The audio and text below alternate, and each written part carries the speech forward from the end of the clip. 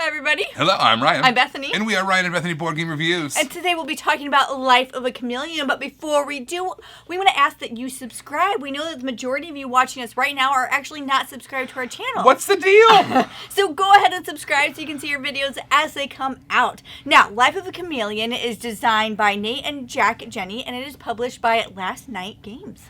All right, so I was introduced to this game at Origins.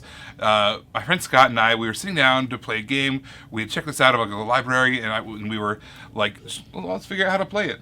And somebody stopped by the table, and they were like, oh, you know what? I'm familiar with this one. Do you want me to help show you how to play? Oh, that'd be great. Thanks so much. So you're sitting down. Somebody else comes with them. They're sitting down. We're figuring out, learning the game, and they know it well, so they're teaching it. And I look over at the name tag.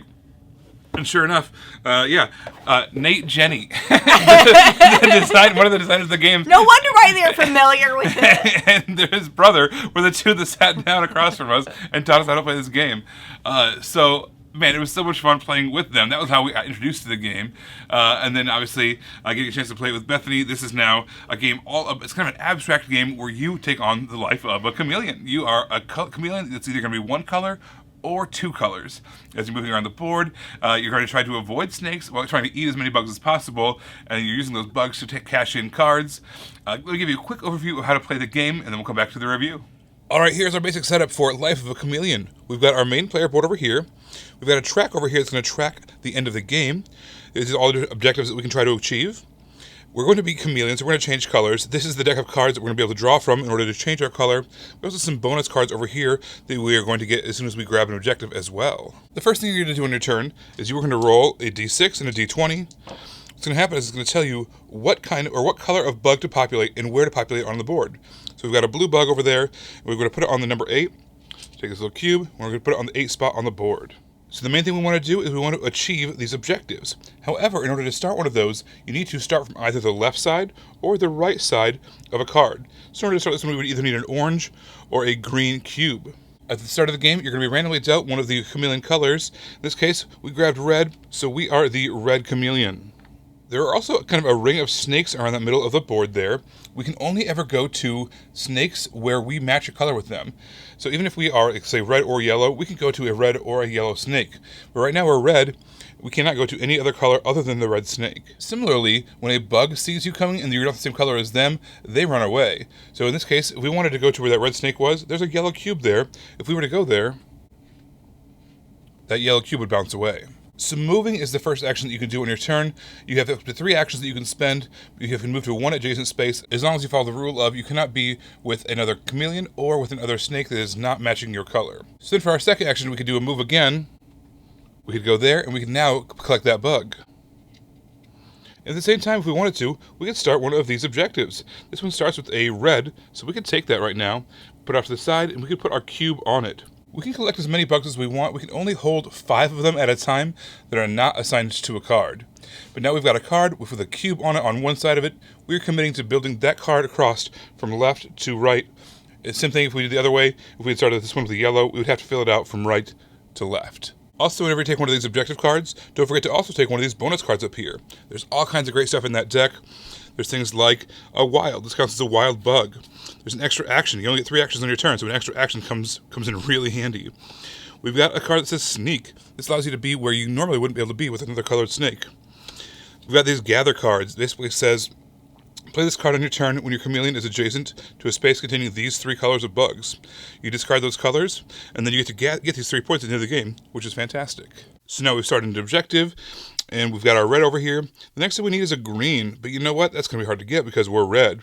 We need to change our color. What we can do is we can discard our card here, and we can either take one of the face-up cards there, or we can draw from the mystery pile and get kind of a mystery color of a chameleon. In this case, we don't want to risk it. Let's just go ahead and take the green one. What we're going to do is we are going to grab the chameleon off to the side here that matches our new color and switch it out on the board. Another action you can do on your turn is called Lying in Wait for Bugs. So what's going to happen is you're going to choose a color of bug, and you're going to roll this d20 up to 3 times.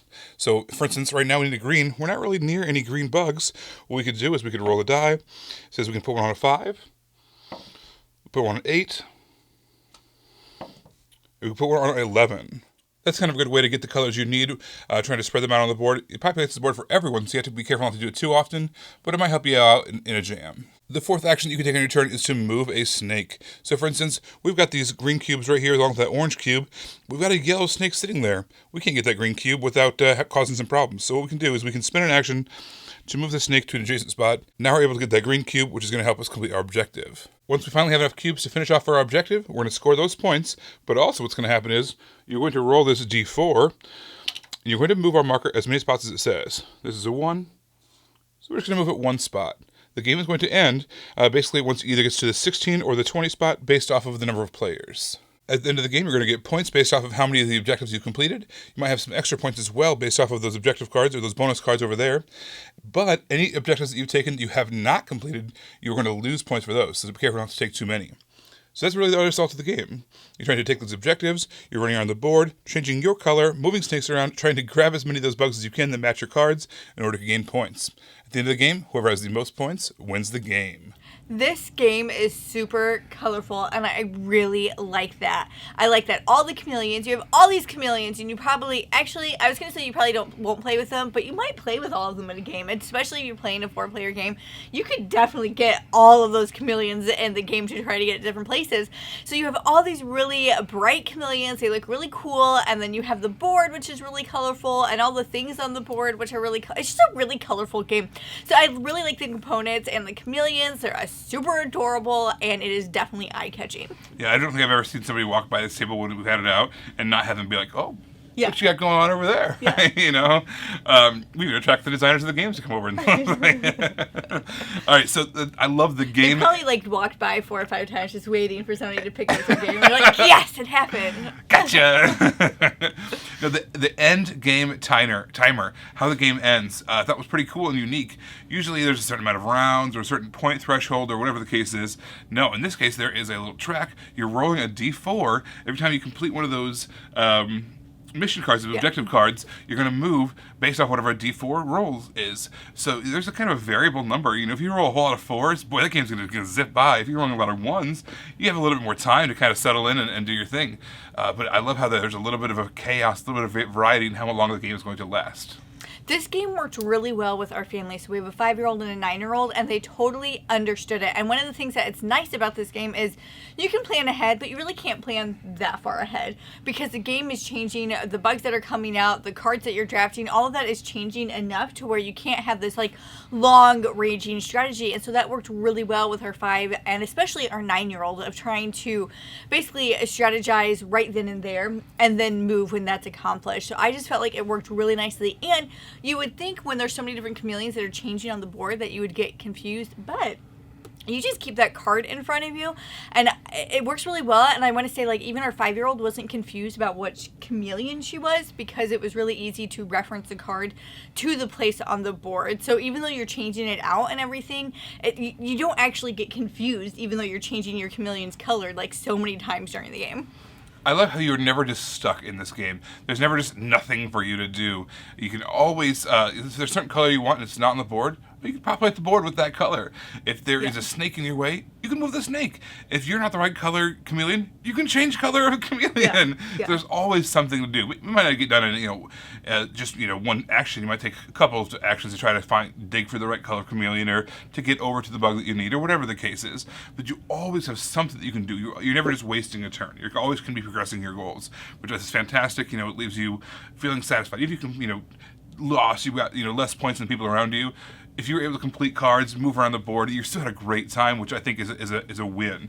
That is, how I measure a good game is, did I enjoy the game even when I lost? Did I feel like I accomplished something even though I didn't, get the score I wanted?